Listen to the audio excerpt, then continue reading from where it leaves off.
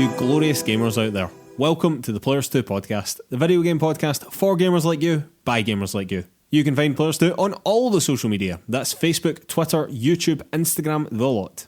You can also find our written content over at PlayersToo.com. That's PLAYERSTOO.com.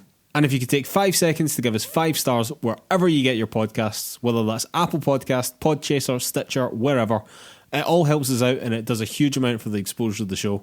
And thank you so much to anyone that's already done that for us. Thank you particularly to anyone that has reviewed us on Podchaser over the last week while I've been annoying people on Twitter.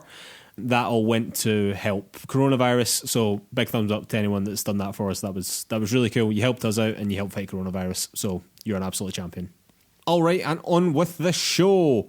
My name is Mark Henderson. With me, as always, still in his cupboard, Mr. Lewis Camley. How's it going, Lewis? It's going okay, Mark. I am still here in my cupboard. I'm getting quite used to this, to be totally honest. It's quite a nice little working space. It's becoming normal now. Yeah, we have to make it all feel normal, right? How are you doing? I'm alright, man. I'm alright. Still working hard from home. Still not furloughed, unlike some people. Still working hard for me. How's furlough treating you? Furlough's okay, to be honest. I mean, it basically means that I don't have to. Not even that I don't have to do any work. I'm not allowed to do any work. I'm not even allowed to check my emails. So it's cut off a big stressy part of my life entirely. I can't do anything about that. But it is like the days are kind of long and sometimes still find myself kind of with nothing to do and then with too much to do, and finding the balance is difficult. The first few days were really good. The middle was kind of tricky. I'm back on top of it now, I think, and I'm enjoying playing video games to fill the time, so that's as much as you can ask for, you know. Nice one, man. So what have you been playing then? So yeah, I finished Luigi's Mansion 3, which I mentioned last week. I really didn't have very much more to play after what I spoke about last week. The most interesting thing really was that my next play session after we recorded this was with categorically the worst boss and the worst level of the entire game. And I'm more or less from that kind of really angry point to the end of the game was just kind of like, I'm done with this. I just want to kind of get through it. It was fine. I have nothing really to add to what I said last week. If you listened to last week's show, it's a decent game. It's like a well put together game, well animated, some nice puzzles, some nice action, but it's just kind of there, to be honest. Like, I'm sure people will find some depth in it if they're looking for it, but it's pretty thin, I thought, certainly compared to like Super Mario Odyssey, which I guess is partly why I went into it. So having finished that, I was then looking for my next game to play, and I finally did it, Mark. I finally did it. Went over to the dark side, did you? Yeah, as we mentioned last week, there's a lot of deals going around for Xbox Game Pass just now, and I decided to take the plunge and get Xbox Game Pass Ultimate for my laptop, which isn't an amazing gaming computer by any stretch, but it's got a decent enough graphics card to run things, and I am now playing Ori and the Will of the Wisps. Nice one, man. This is awesome. This is awesome indeed, Mark. I am absolutely loving this game so far. I haven't played the original, so a lot of what I'm about to say, I know that you have played it and other listeners may have and kind of might want to know things about that. I can't answer those questions necessarily, but I know some of the ways in which it's departed from that formula.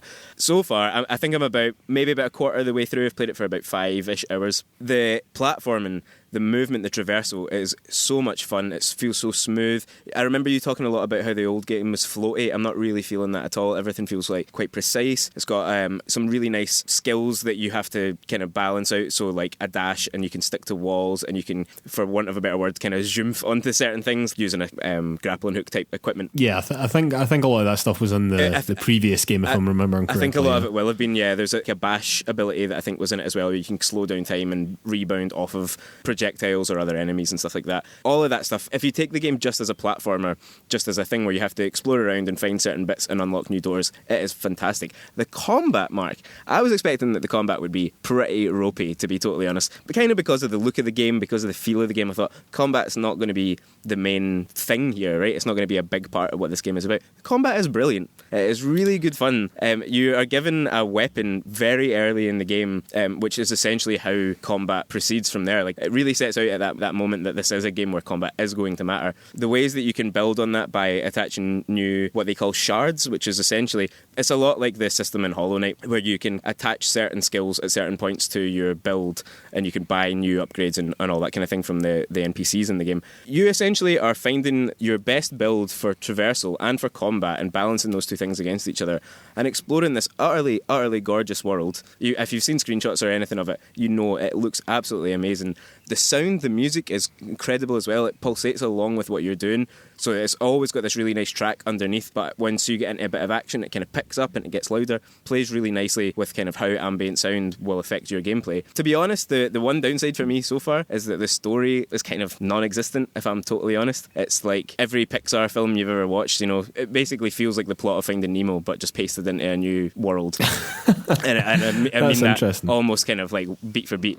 But as I say, I'm still fairly early on, and I'm meeting some interesting characters. Don't get me wrong, it's a nice place to be. There's enough of a story hooking me in, but the thing for me is just I just want to explore all of that stuff. I'm just finding so much fun. I'm really, really enjoying playing it. I'm so glad I decided to check it out. Some of the ways that it's changed from the previous game, it does have autosave now. It doesn't have. So you don't set your own checkpoints anymore. No. So it basically works by screens, so if you kind of enter a new-ish area, it'll autosave. It happens pretty regularly, to be honest. That's an interesting choice, because that was one of the more interesting mechanics from Ori, I thought. Mm-hmm. I mean, it seems to me like that's where a lot of the challenge in the first game came from, right? You know, the typical, I've got this far and I've died and I've had to go all the way back and like work my way forward again, right? I mean, if you fuck it up and forget to save for a long time and then you die, that can be a disaster. Are you speaking from experience there? I might have been speaking from experience one or two times, yes. So, I mean, and that's the thing that really reassured me going into this, is that wasn't going to happen, because that's one of the things I hate most about gaming, is when you lose significant amounts of progress and it just feels like wasted time, you know? But this feels different in that you can try things, you can try battles, you can try attempts to traverse in certain ways that if you die, it just starts you again at the start of the screen. You never lose very much. Like, the most you get is maybe like a minute's worth of platforming to do again. That kind of thing, for me as a gamer, is just ideal. It just means that I'm constantly hooked back in. I don't feel like stopping. I just want to keep going all the time. And then the other thing that it seems to have built on from the first game is the way that the skills, or what they call shards in this game, how all that works. And so you can really, really dive deep into what it is that you're doing, where you're failing in the game, what you need to tweak to make that better. So there's obviously your typical like damage reduction buffs or damage increase buffs and that kind of thing. There's new weaponry that you can get really early on. Like, one of the first things an NPC does is kind of say to you, buy one of these weapons from me. It's like something that you're supposed to do. And so suddenly you're just adding these little elements. You're thinking a lot about how you're playing, and you're learning and growing as you go forward. I have almost nothing bad to say about it so far. I'm sure certain things will crop up. Ori does become a little bit difficult to see on screen sometimes. I've found myself in the occasional fight facing the wrong way from the opponent, just because there's a lot of stuff sparking off on screen, and Ori looks very similar to a lot of that. But I mean, it's entirely minor, and if you even die in that situation, generally you respawn right there. You just do the fight again. So I am loving it so far. I can't wait to hear what other players think. I think that you will eventually play it. I assume you want to wait until it comes to Switch. I definitely will eventually play it, yeah. One of the things that I wanted to ask you about is, so talking a lot about the combat here, the combat in the previous game was incredibly straightforward and very, very basic. You basically pressed the attack button, and if the enemy was in range, a bolt of electricity went off you and hit them, and you just tapped the attack button over and over and over again, basically mashed it until they died. Mm-hmm. Is it more complex than that now? It's not a lot more complex than that. It auto-aimed as well, so there was no probability that you could miss, is basically what I'm saying. And this was from me coming from Hollow Knight, where you had to be very, very strategic about your attacks, whereas in Ori it felt very much as if just mash the attack button as fast as you could to kill the enemy. Was that like a projectile then? The kind of that was a projectile, yeah. You see, so it was not hack and slash. Okay, so this is way more hack and slash. I'm not going to say that it's much more strategic than that, because certainly a lot of, I mean, definitely the most basic enemies you come across, particularly at the beginning of the game, it's just a case of mashing the X button on Xbox controllers.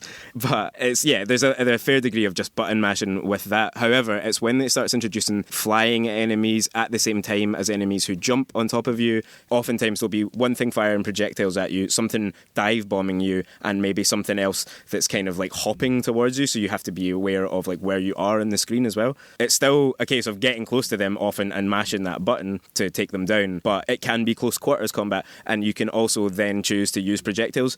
You can buy other projectile weapons that kind of use spirit light, which I guess is probably the same idea as the lightning bolt thing. You also quite early on get a bow and arrow, which is like important for puzzle solving and that kind of thing as well. And so those things all combined can lead to moments where you've got 4 or 5 enemies on screen to deal with, and you're just quickly deciding which order you need to take things on. It isn't super strategic. I'm not going to pretend that it is, but it's fun, it's satisfying, it can be challenging, and the way that you can actually genuinely influence how it feels for you, like what you're good at and what you like to do. That I think is really great. Yeah, I suppose that was slightly missing from the original Ori as well. The what you're describing as the shards, which was a very similar system to what was in Hollow Knight. That simply wasn't there when I played the original, and I think that the game would definitely benefit from that, so that's very, very interesting to me. The only other thing that I wanted to ask you about just very, very quickly is that I know that when this game came out, despite being quite I don't want to say basic, that's not really what I mean, but being an indie game, being something that you wouldn't think would draw very much on your system, whether that system be an Xbox or a laptop or a gaming PC, there was technical issues. There was notable technical issues with this game. Have you noticed anything at all? I believe that there has been a patch, but have you noticed anything at all? So I haven't really noticed anything. I do think that I'm playing it post that patch. I partly deliberately waited for that patch to come out. There's been the occasional judder, there's been the occasional kind of frame rate drop, not really while playing it, to be totally honest, often just while it's loading in at the start, and I think that that's got more to do with my machine than it does with the game itself. But honestly, during gameplay, I've really experienced very little. The one issue is kind of keeping track of Ori on screen, but it's not a performance issue, it's a design issue. No. Well, that's good to know. That is good to know. What about yourself? What have you been playing so far? Well, Lewis, I thought I was going to be playing either Resident Evil 3 Remake or Final Fantasy 7 Remake this week. However, I ordered them in what I thought was plenty good time. However, neither of them have arrived. Neither of them have arrived in time. Oh dear. I think that this has probably got to do with deliveries generally being slower because of the current global situation. But also there was a bank holiday here in the UK over the weekend, which has scuppered me a bit. So just when I thought I had this big long bank holiday to get right stuck into one of these games, nope, neither of them arrived. And then I was really thinking to myself, should I just buy this digitally? Should I just cancel the order and buy this digitally? But I'd committed, it was a whole thing. So long story short, I'll be getting them this week and I'll be playing the hell out of both of them. So last week, I was in a bit of a limbo, not really knowing what to do with myself game-wise. So I decided to, pick up Pokemon again, so just plodding through that. I quite like it as just a game that's just sitting there for me whenever I have a lull. It's just so easy to drop in and out of like that, you know? However, the main game that I tried to play this week was actually a demo, which was the Bravely Default 2 demo that was announced at the last Direct Mini. And as you said to me, it was really quite difficult. I say that it was noticeably quite difficult. It just didn't play in the way that I thought a demo would have played out, in that you're given a task, you go and do the task, you finish the task, and then the demo ends, and then that's a little flavour of playing the game. But what they actually done was they gave you like a main mission objective and they gave you 2 side objectives. So I started off doing one of the side objectives just because it was closer to the place where you start, basically. And I was playing through that and I was going, yeah, do you know what? This is a wee bit difficult. It's not too much. I have to be strategic here, but it's not too bad. But eventually I got to the end of that section and it was all good. Basically, it was fine. I had to retreat back to the wee village that I was in, heal up, and then go back out, I think, once. But that was fine. I thought, God, this is quite taxing. Good challenge here.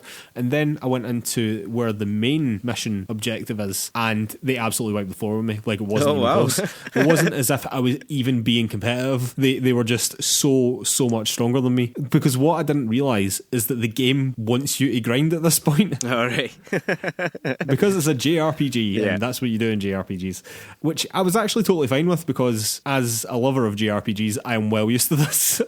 So that was fine, and they made it clear in the demo that they'd up the difficulty a little bit as well. Like, they'd actually said that in a warning almost before the game started. And I think that they had done something with the levels as well, because I was flying through levels, and I upgraded all my, what are called jobs, but it's basically the class of each of your characters and all the subclasses as well. And ultimately, I played it for about 4 hours, and that was enough for me to get to a pretty damn decent level, and I was kind of going through enemies pretty straightforwardly at that point. And then you get to the boss, even at that level, even going through other enemies quite easily, when you got to that boss was still genuinely challenging. Wow. It was weird as a demo, I've got to say, but I actually quite enjoyed playing it. The battle system in it is very similar to that of Octopath Travelers, which I absolutely loved. I don't think it's quite as good as Octopath Travelers, which is a bit disappointing, but it is still quite a good battle system. The aesthetic looks great. I think it looks really, really good. I think all the backgrounds and whatever look superb. There is one Scottish guy in it. I don't know if you picked this up from the trailer or not. He's called Elvis, right? And now, listen, I normally love a Scottish accent in the game. I do. I normally love hearing my own dialect in a video game. However, this prick is annoying as fuck. He really, really is. Does it feel like he's making fun of us? He's like abrasive in the game.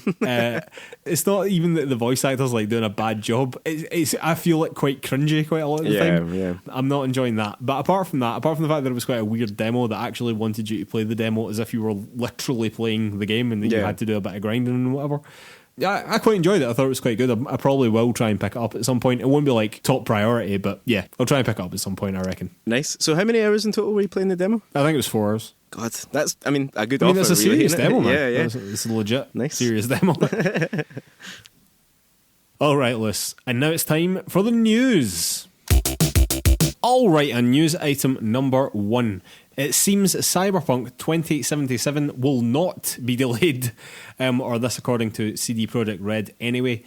In an investor's call, they said that they were comfortable hitting their September the 17th release date, and the CD Projekt Red Vice President Michael Nowakowski said that the game was in a complete form and that they were just working on polish and bug fixes basically. Although, in the same call, they also confirmed that the PlayStation 5 and Xbox Series X version of the game would not be coming at the launch of the consoles.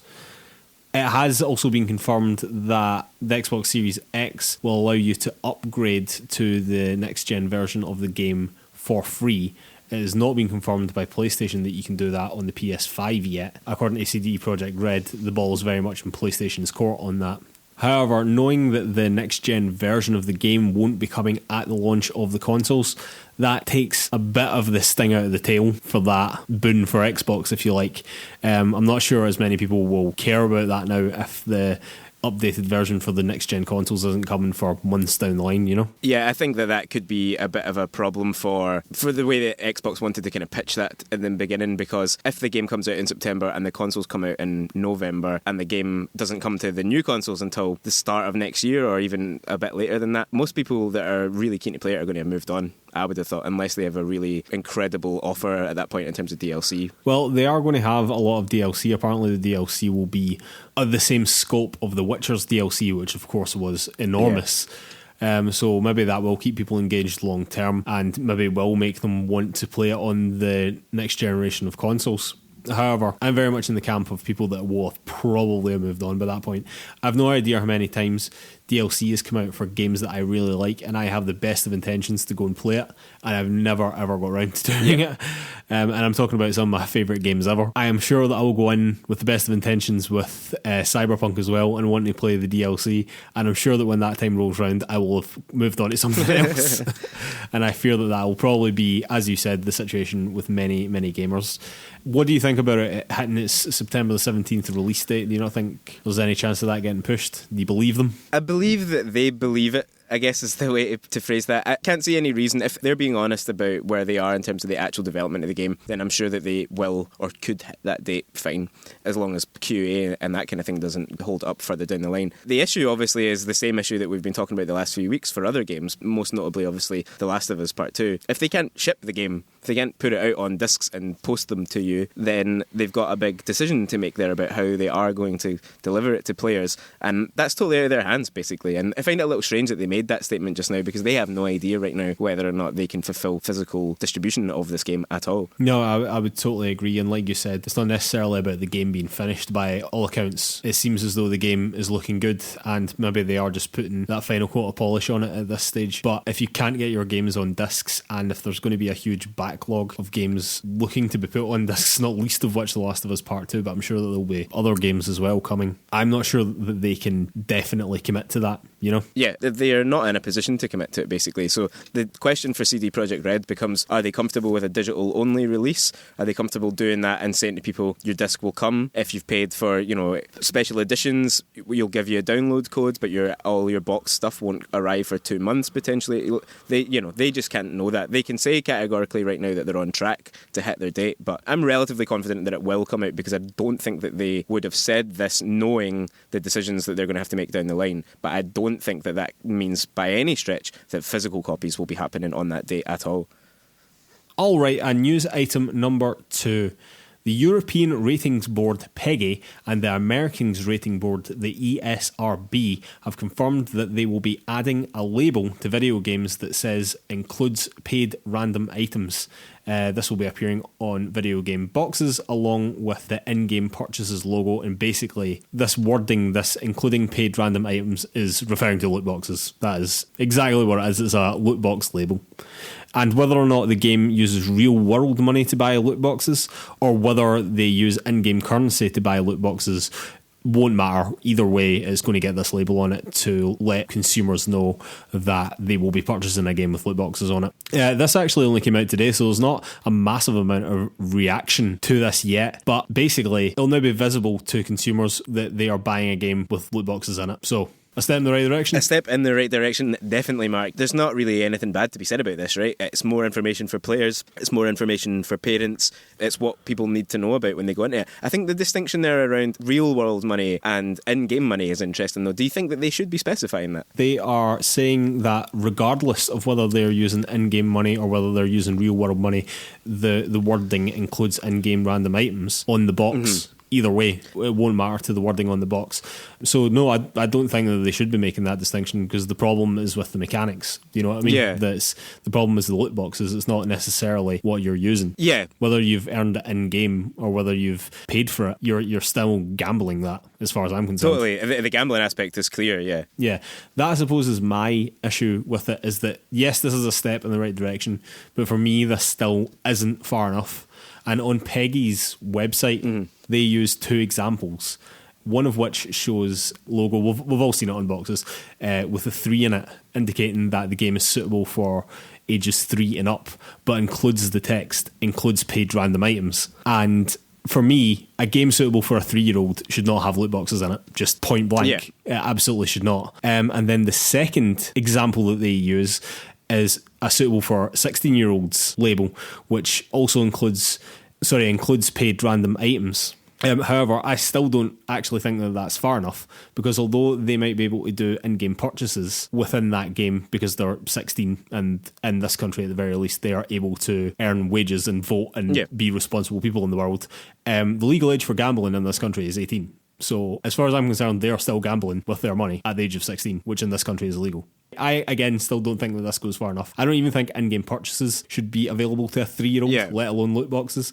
And I don't even think loot boxes should be available to a 16-year-old, because as far as I'm concerned, they are still gambling. And it should be an 18 rating, just by default. Off the bat, yeah. However, having said all that, I don't want to be doom and gloom and awful about this, because this is a good step in the right direction by both of the biggest ratings boards in the world. You know what I mean? The European one and the American one. This is definitely a big step forward, and at least an acknowledgement by them that something has to be done here. Yeah, you know? yeah. For clarity there, I absolutely agree with you that, you know, there's so much work to be done on the actually gambling aspect of it and how that's all classified, but a really positive step from those ratings boards to kind of address that on the box. You know, it's just more information for people. That's got to be a good thing in combat in this. 100%.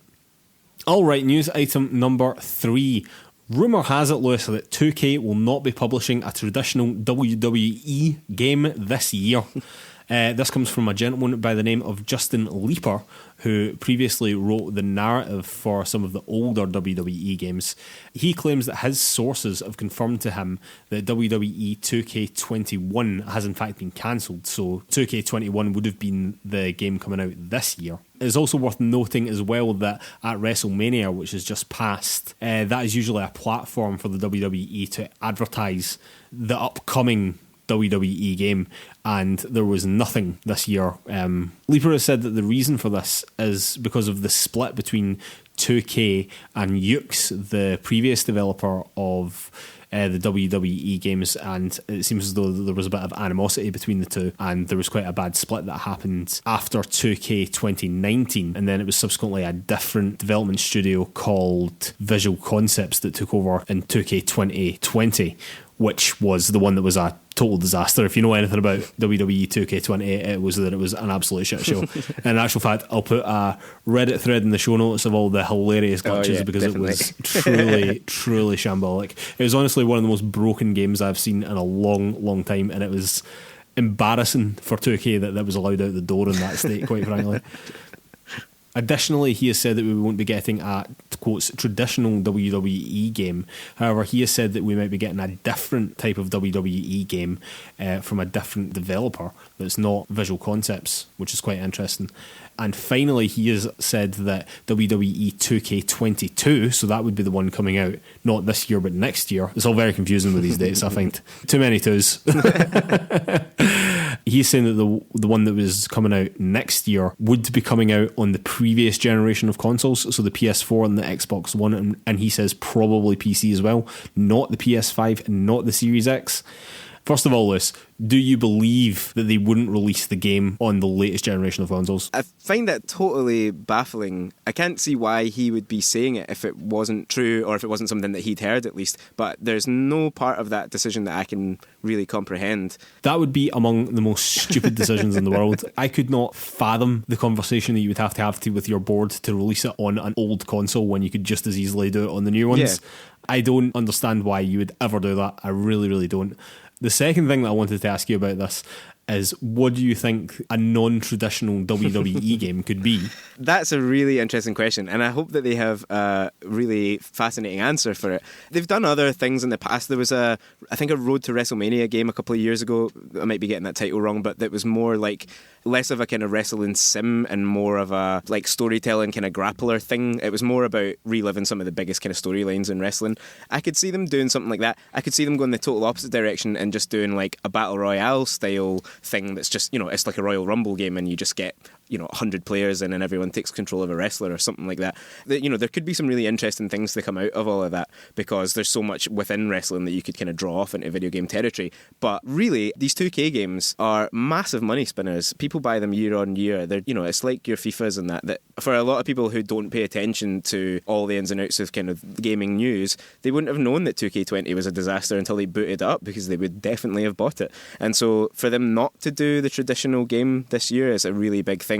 Doing something different, as long as it's not just a card game or something like that where you're not going to get traditional players of that series, and I think it could be really interesting, but it's still going to be a massive loss to not have the sim game, Oh, definitely, without a shadow of a doubt. It's also worth pointing out that Yuke's are supposed to be developing a rival wrestling game as well to take on 2K. Yeah, absolutely. However, I think that the game I want to play is the WWE card game. That sounds dynamite. Couldn't even fathom what that is. They've got all sorts of like match 3 type things and stuff that they already put out. They look terrible, but you can see that particularly kids will be playing them, Amazing.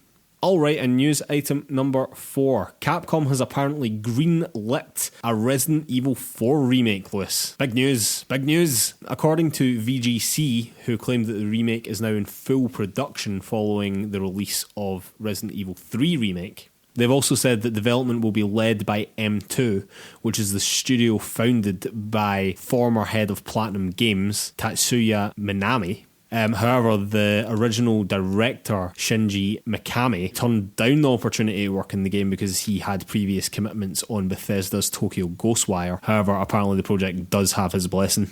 So, Resident Evil 4, the daddy of them all, quite arguably. The highest rated Capcom game ever, VGC also points out, and is an absolute classic. What do you think of this? More Resident Evil news, It's been... Capcom can't seem to keep anything indoors, can they? It's all just out in the open. And they certainly can't leave Resident Evil alone right now.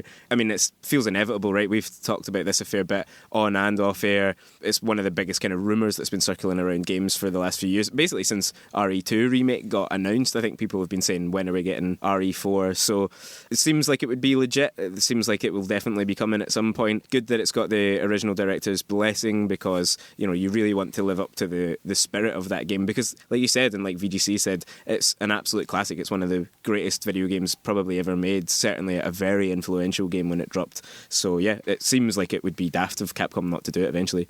It would. What do you think of them doing this game over Code Veronica, though? That's a money-making decision, I would have imagined. You're going to sell absolutely truckloads of Resident Evil 4. Code Veronica's not as well known to players who aren't kind of well-versed in the series, I don't imagine. And also, if you've played Resident Evil 2 Remake and 3 Remake, you're going to pick up 4 Remake. Something like Code Veronica starts to create another branch. Yeah, no, totally makes sense.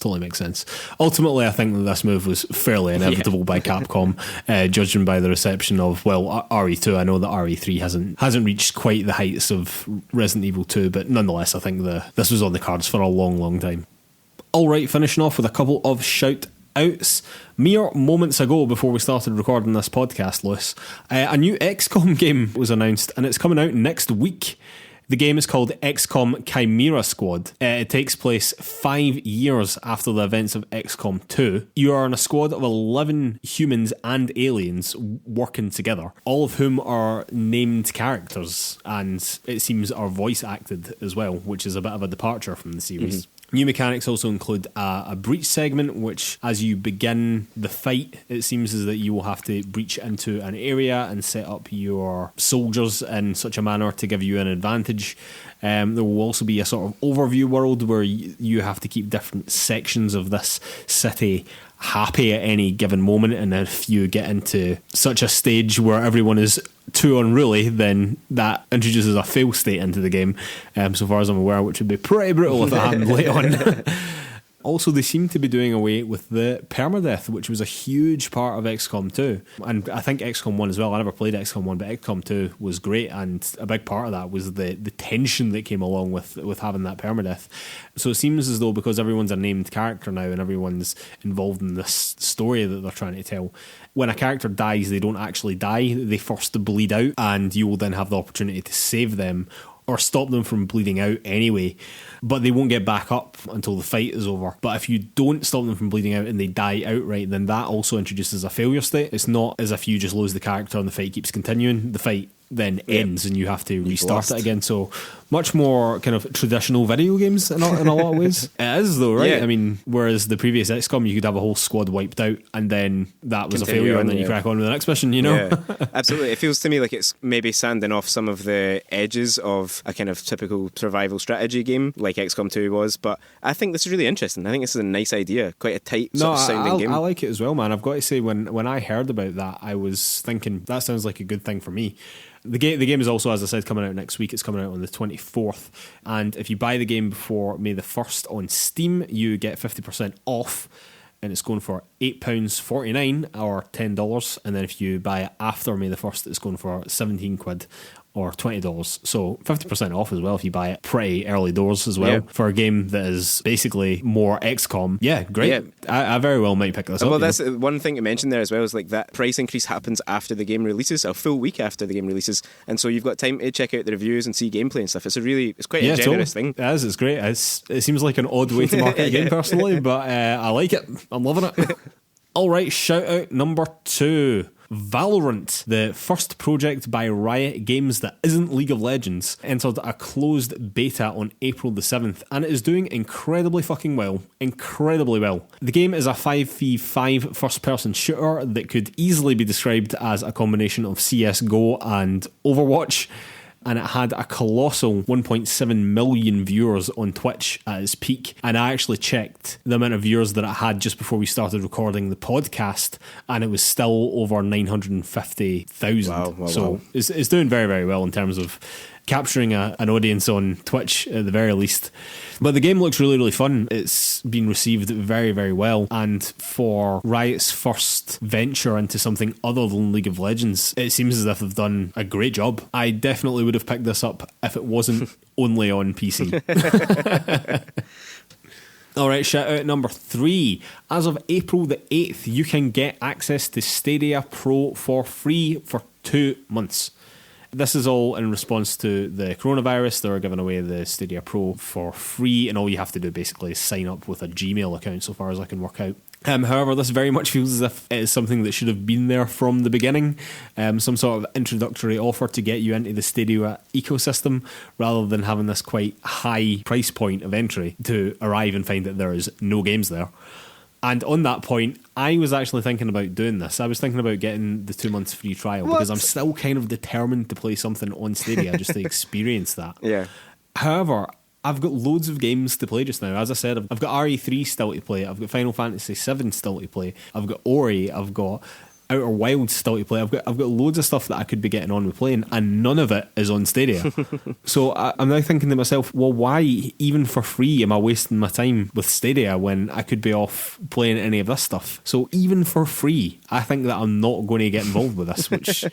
I mean, what does that say about this service? Do you know what I mean? It's that it's basically not worth my time even for free. Yeah. That is now how I feel about it. It's also worth pointing out as well that Stadia Pro is also being given away free for anyone who uses YouTube Premium, so you will just have Stadia Pro for free. And also because they are trying to limit internet traffic along with Netflix and Amazon and everyone who streams anything, they are reducing their default streaming quality from 4K down to 1080p, which, I mean, is fair enough given the circumstances, but even for free, still not interested in that. This is a sad thing. There's no games, man. There is no games. You're logging on for free and paying for something that you could play elsewhere, you know? That's it. Yeah, exactly. And even the ones I wanted to play, I would have to pay for anyway, and I'd rather have them on a different platform. So. And shout out number 4, finishing off with a nice positive one. Also just moments ago, PlayStation have announced their Play at Home initiative. The initiative seems to be twofold. First off, all PlayStation players are being given access to the Nathan Drake collection and Journey for free until May the 5th, which is great. The Nathan Drake collection is, of course, an absolute classic, and Journey is an absolutely beautiful, beautiful indie gem. And the second part of this, and probably the more important part of this, is that they are setting up a $10 million support fund for indie developer partners of Sony, which is just great because in the current situation, it's going to be those indie developers that are really, really going to be struggling. Your PlayStations, your EAs, your Activisions, all those big boys are all going to be absolutely fine, but those indie guys could really, really struggle through this. And if any of them need financial support, it's great to know that PlayStation, and I know other people have done this as well, but it's great to know that PlayStation are at least making a contribution to that. Absolutely. All right, Lewis, it's time for a beer, and we'll be back with Topic of the Week. And we are back with Topic of the Week. Topic of the Week this week is remakes, Do we need them? ? The idea behind this actually came from a tweet by VGC, and this kind of spun off from the news that it looks as if we're going to be getting a Resident Evil 4 remake. So they put up a Twitter poll asking, does Resident Evil 4 need a remake? And the results of this poll are yes is 38.5%. No is 45.8%, and unsure, and I'm not really sure how you can be unsure about that quite binary question there, but 15.7% are incredibly, incredibly bad at making decisions. I would totally be in the 15% then. Yeah, but no won here. Yeah. So the question, does Resident Evil 4 need a remake? Most people actually said no, which is I thought was quite interesting. Yeah, definitely. But I know for a fact that you are sort of in that camp. I am sort of in that camp. Yeah, I wasn't sure if you did know that. I'm not convinced that Resident Evil 4 does need a remake at all. That's partly my totally collapsed sense of time there. It doesn't feel that long since that game came out, and that other than a basic graphical update, I'm not sure what needs to be done to that game to quote-unquote modernise it. So yeah, I think I probably would say I'm not against having it, but if you ask me, do I think it is needed? I really don't think it's needed. What would your answer be to that question? Well, my problem is almost with the question itself. Of course. Yeah. Never an easy answer, is it? The word need to me is very annoying in this situation because no, we don't need it. We don't need any remakes. We don't need any more Resident Evil games, really. We don't need any video games in reality. Do you know what I mean? But lock them up. But we're allowed to want these things. We're Yeah. allowed to desire these things and derive value from them, even if it's not the absolute most optimum remake that could possibly be made. Mm-hmm. Do you know what I mean? So I don't see that as being a waste of time, or that they should be doing something else with their time. Like Resident Evil 4 is an absolute classic for a reason, and it's one of my favourite games ever. I know that you're the same. I know that you absolutely love it. Yep. So I don't know why we would be turning our nose up at a modernised version of that game.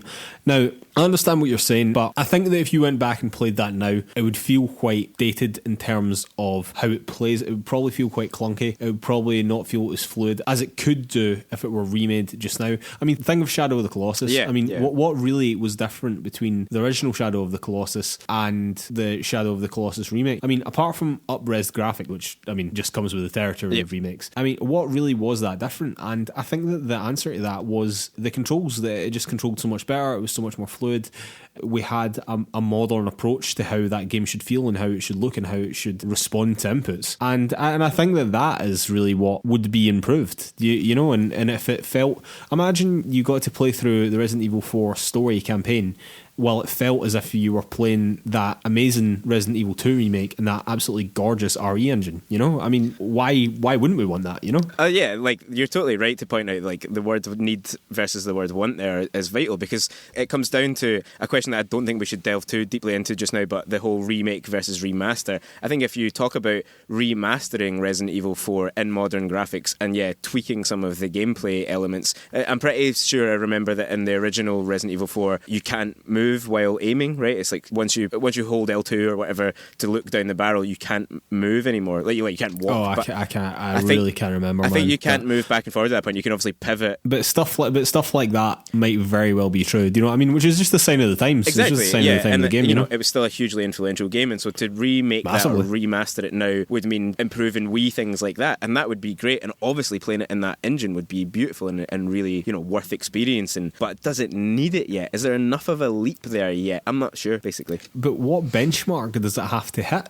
to be, quotes, worth it? Do you know what I mean? So I asked the question, like, Code Veronica. So although you were saying previously that it was a financial decision probably to go with RE4 rather than remake Code Veronica, which is almost undoubtedly true, by the way, I agree 100%. But is that more worthy of a remake, despite the fact that it's not as good a game, just because it's older?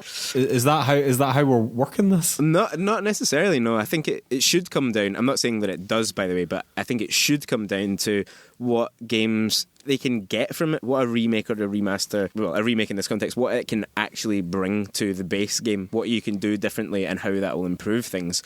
Resident Evil 2 Remake is obviously so clear in that it gets rid of the tank controls and makes it look much better and all that sort of stuff. So I almost think, it's interesting that you brought up remasters, because I almost think that there's almost tiers to this, isn't there? Because you've got your remaster, you've got your Last of Us remaster for the latest generation of consoles, which is just basically better looking. Mm-hmm. It's exactly the same game as the previous generation. It just looks better, effectively. It's basically an enhanced version. Yeah.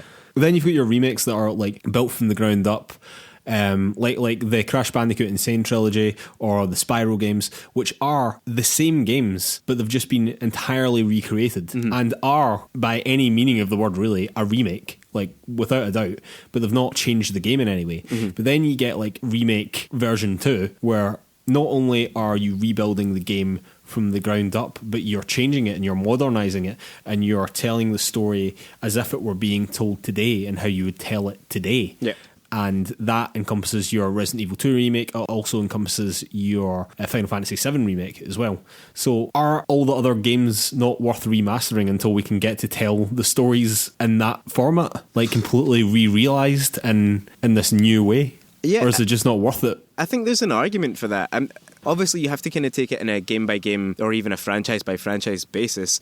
But thinking about it now, I don't really know why we did need a Shadow of the Colossus remake so soon. That was a PS2 game, man. That was like 2 generations ago. It's not soon. Well, but it is in a sense. sense, the game right? was probably 15 years old or something. When there's so many games on PS1 or N64 or, you know, further back that have still to be kind of remastered, I think it's not the only benchmark, right? But like there's an argument, I think, that a game needs to be of a certain vintage, i.e. that it plays badly to modern sensibility. That's a fine reason to remaster it. I think the FF7 reason to remaster it, or the way they went about it, which was to redo parts of the story, by all accounts, obviously neither of us have actually played it yet. Not through lack of trying, though. No, that's true. You know, change certain aspects, highlight other characters. That sort of thing I think is a really interesting approach, and I would like to see that with a lot of games. But I just think with, you know, if someone started saying to you, we'll remake the first Uncharted game, do we need that? It's not that long ago, but it's still, you know, I think 2009 that came out. But you yourself told me that the first Uncharted game played badly by modern standards. Yeah, so if you could get a remastered version of that on a new console that looks stunning and up to the standards of Uncharted 4, I guess, and played like that, and you moved like that as your character, and the shooting mechanics weren't as awful as you were telling me they were, and like why is that less valuable than if you remastered some PlayStation 1 game that might have been good or whatever at the time, but in actual fact, even when we remaster it, we've moved on so far from some of these concepts that they don't need it because we don't want it. Yeah. But whereas we want Uncharted. Yeah. I think, again, it comes down to what the base game offers and what can be built on top of it. You know, there's thousands of old video games that you could remake or remaster and no one would want to play them particularly. They're not bringing anything new and there's no fan base there or whatever, or not enough of one. Something like Uncharted, the original Uncharted, you know, there would definitely be an audience for there. I pose two questions back to you though. One, is that a worthwhile use of Naughty Dog's time if it were to be them who did it? Because they're still in operation. Why would someone else remake something that they made not that long ago? And two, do you have to remake that series until you're remaking Uncharted 4, even though it's still a reasonably fresh game? The second part of that, if you remake the first one, do you have to remake the whole series? I mean, no, obviously no. There would probably be an expectation that you would be doing that. Yeah. I mean, which I think is basically what's happened with Resident Evil. Yeah, exactly. Yeah. However, I think that they could safely stop at 4 and no one would miss 5 and 6 very much. And sorry, the first part of that was, does it have to be remade by Naughty Dog? No, I mean, I think that Blue Point have showed that it absolutely does not have to be done by the original studio. And in actual fact, maybe having a fresh set of eyes on the game or a fresh take on how it should play or how you should feel when you take down a Colossus, say, while still being very true to what gamers remember the game being as opposed to what the game actually was. That's kind of what Blue Point are doing, isn't it? It's kind of creating the game that you remember, not what the game actually was. Yeah. I wouldn't have said that Naughty Dog would have had to have done it. No, certainly not. I just think that it opens up interesting questions there then about why another studio would choose to take on a particular game. Do they get a choice within that, or is it a case of Naughty Dog saying, we want this remade, who's going to do it? You know, there's those kind of questions. Well, actually, it's probably going to be a situation where PlayStation would say, we want this remade, and Naughty Dog will say, well, you can get someone else to do that if you want. Yeah. And I mean, we've got The Last of Us Part 3 in the burner here, you know what I mean? Yeah. and it's a fairly inevitable thing that this will happen. You know, we see it happen in the film world in particular, where franchises get rebooted and films get remade again and again. You know, yeah. I mean, you forget that the video game industry is just so young that we're only just beginning to experience that, the cyclical nature of all this. Absolutely, but I think, you know, there's so much more money and time and effort that can go into video game production. I just think we need to be careful about the projects that we want to see realised, because obviously if something there goes awry, it can bring a whole studio down, and that wouldn't really happen with like a film IP being remade. So and I think what you will see in the future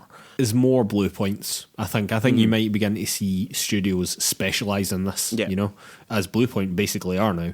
I mean, they made other kind of smaller titles in the past, but they are now known for making Shadow of the Colossus. And everyone's salivating for whatever they're going to do next. And everyone's salivating for whatever they're going to do next. And by all accounts, that could be a Demon's Souls remake, which everyone would go absolutely nuts for, you know. But Miyazaki won't be involved, but I don't think that necessarily makes it any less valuable if it is this game that the fans remember, realised in modern graphics with modern technology and modern gameplay styles and knowing what we know now, you know? Yeah, and also if it's a way to onboard new players with a franchise that by the time we reach Dark Souls 5, say, there'll be a lot of younger gamers who would never have had the chance to play the original games, and so having those earliest games be made available and be made kind of playable to modern sensibilities, I think that's where the value comes in. That I think at that point it's difficult to question why you would have a remaster. It's to reel right back to Resident Evil 4. I'm not sure that's reached that point yet, but maybe it will have. Like, maybe if we went back and played it, it would feel like that, you know? Well, I went back and played it not so long ago as you might think. Even then, so it was definitely this generation, but it was probably much earlier in this generation. And even then, having played some modern shooters and things like that on the current generation of console, even in the early doors, I always find as well, going back, that you don't really realise how far we've moved until you go back and you play something like that, and you're thinking, oh man, there's a lot of quick time events in this. Remember when that was a thing? Yeah. You know, it's stuff like that, and then just the way that you move, and then some of the puzzles in it as well, that are just like, oh well, it's obviously this and this because it's a video game, you know what I mean, rather than being like hyper creative with your environments and whatever. And there's anything wrong with that, of course, not that there's anything wrong with that. But I just think, like, as you were saying, like, imagine being a kid and your introduction to the Resident Evil series was the Resident Evil 1 remake, and then that Resident Evil 2 remake that was absolutely incredible. Do you know what I mean? Rather than saying to a kid, oh yeah, you need to go back and play Resident Evil 2, which has absolutely horrible tank controls and it's basically unplayable now, and it's almost fundamentally unscary at this point as well, because it's just blocks running about. Yeah. But if you don't do that, then you won't understand the rest of the game, so on you go. I never really thought about it like that, but I think to onboard players into a series like that, particularly long-running ones like Resident Evil that have such an incredible history in video games as well. That's a great way to do it, I think, is through these remakes. Because what I was going to ask you as well is, like, do you think that we should have any remakes at all? Like, do you think that we should just be constantly generating new IP all the time, or do you think that there is some inherent value in remaking these old titles? Yeah, I mean, I think to imagine a world where people don't recycle old ideas, like, that's where we are.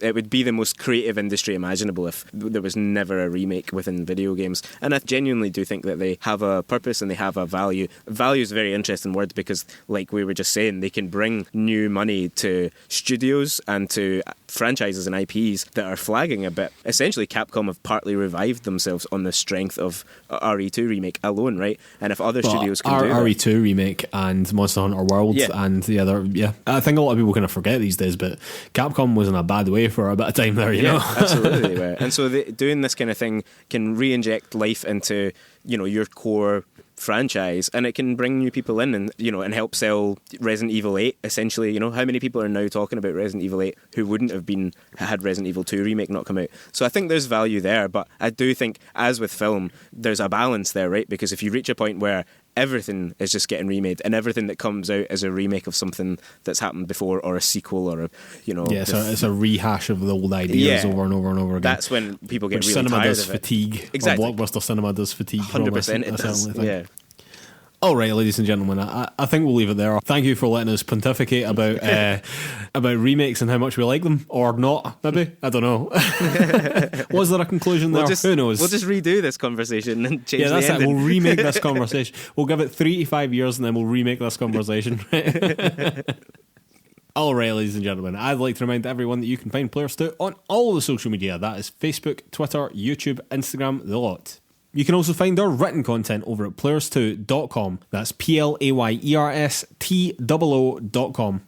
And if you could take 5 seconds to give us 5 stars wherever you get your podcasts, Apple Podcasts especially helps us out, but wherever you get your podcasts, if you can give us 5 stars, that really, really helps us out. It genuinely does. It does a huge amount for the exposure of the show, and thank you so much to anyone that's already done that for us.